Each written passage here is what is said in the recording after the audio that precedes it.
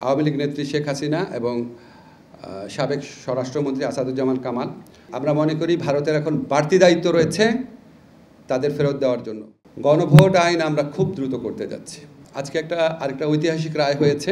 আমরা জানি যে আমরা দীর্ঘদিন সংগ্রাম করে তত্ত্বাবধায়ক সরকার পেয়েছিলাম, এটা আমাদের ভোটের নিশ্চয়তা দিয়েছিল এবং তত্ত্বাবধায়ক সরকারের আন্ডারে আমরা বেশ কয়েকটা সুষ্ঠু অবাধ নির্বাচন দেখেছিলাম এবং সবসময় দেখতাম ক্ষমতাসীন দল পরাজিত হতো এবং এটা আমাদের কাছে খুব স্বাভাবিক মনে হতো বাংলাদেশের ক্ষমতাসীন দলগুলো যে ব্যর্থতা থাকে সেটার প্রেক্ষিতে।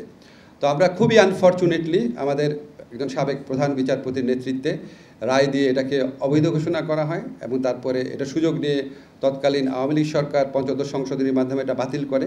তো প্রথমে পঞ্চদশ সংশোধনীটা অবৈধ ঘোষিত হয়েছে, আপনারা জানেন, মাস দুয়েক আগে একটা রায়ে। আর আজকে সাবেক প্রধান বিচারপতি খায়রুল হক সাহেব উনি যেভাবে অত্যন্ত প্রশ্নবিদ্ধভাবে যে রায় দিয়েছিলেন তত্ত্বাবধায়ক সরকার অবৈধ, সেই রায়টা বাতিল হয়েছে।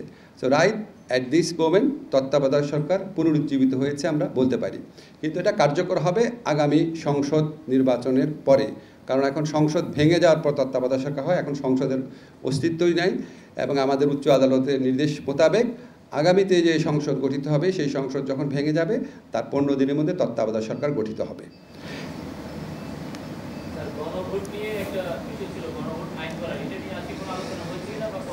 গণভোট আইন আমরা খুব দ্রুত করতে যাচ্ছি, এই উইকে করে ফেলবো। ধরেন আজকে কী বার, বৃহস্পতিবার, তো ধরেন আগামী 3-4 কার্য দিবসের মধ্যে হয়ে যাবে। আচ্ছা, আপনাদের আরেকটা বিষয় আপনারা প্রশ্ন করেনি, তবু আপনাদের জানিয়ে দেওয়া প্রয়োজন। আমরা মানবতাবিরোধী অপরাধের জন্য মৃত্যুদণ্ডপ্রাপ্ত আওয়ামী লীগ নেত্রী শেখ হাসিনা এবং সাবেক স্বরাষ্ট্রমন্ত্রী আসাদুজ্জামান কামাল, ওনাদের এক্সট্রাডিশনের জন্য আমরা চিঠি দিচ্ছি এবং এর পাশাপাশি ওনাদের প্রত্যর্পণ করার জন্য, যেহেতু ওনারা এখন কনভিক্টেড, মৃত্যুদণ্ডপ্রাপ্ত, কাজেই আমরা মনে করি ভারতের এখন বাড়তি দায়িত্ব রয়েছে তাদের ফেরত দেওয়ার জন্য।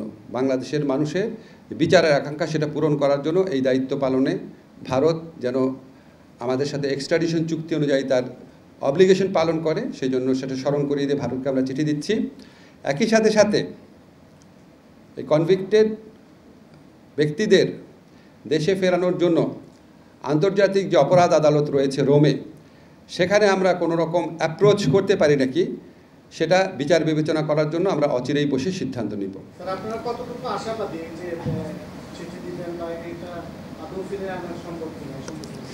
আপনার প্রশ্নের মধ্যে যতটুকু আশাবাদী আছে ততটুকুই আশাবাদী আমরা।